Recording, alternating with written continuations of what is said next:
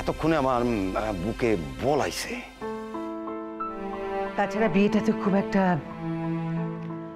নিয়ম কানুনের মধ্যে দিয়ে, মানে আমি বলতে চাইছি আচার অনুষ্ঠানের মধ্যে দিয়ে তো হচ্ছে না। সইয়ের বিয়ে, আপনি চিন্তা করবেন না, আমরা ঠিক সময় হাজির থাকবো।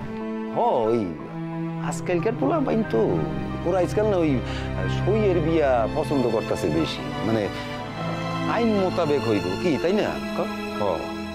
হঠাৎ করে যাতে ছাড়াছাড়ি না হইতে পারে তার দিগাই পাকা ব্যবস্থা।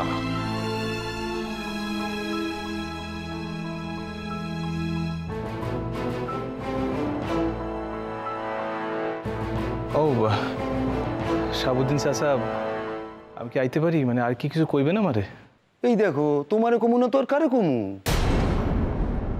আজ তো তোমার লগেই বেশি কথা কমু। কি ক? আরে তোমরা হইল গিয়া ইয়াং জেনারেশন, তোমারও তো দেখতে হইব যে শাদি ঠিকঠাক হইতেছে কিনা, তত্ত্বাবধান করতে হইব তোমারে। আমি তো ভাবছিলাম তোমার এই শাদিতে তোমার খুব খুব আনন্দ হইব, কিন্তু তোমার মুখে তো আনন্দের কোনো চিহ্নই নাই।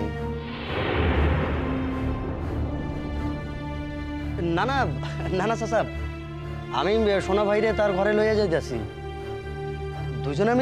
দুজনে মিলে সাজুম, পরাণ ভৈরা সাজুম। আরে আনন্দ করবো না কইলে হইব নাকি? আনন্দ তো করতেই হইব। আর একখান কথা বৌমা, মানে কোন ঘরখান সাজে রাখবা একটু দেখে রাখো। কি ব্যাপারে দাদা? আরে সাওয়াল মাইয়ের দুইটার তো ফুলসজ্জা এই বাসাতেই হইব।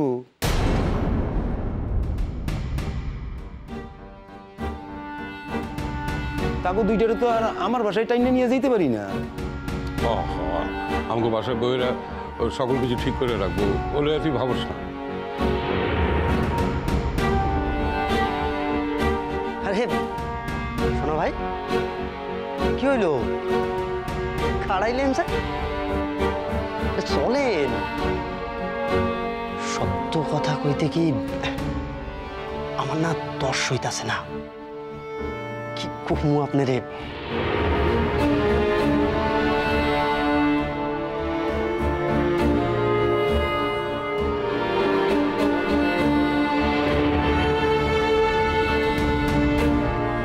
চলেন শোনা ভাই।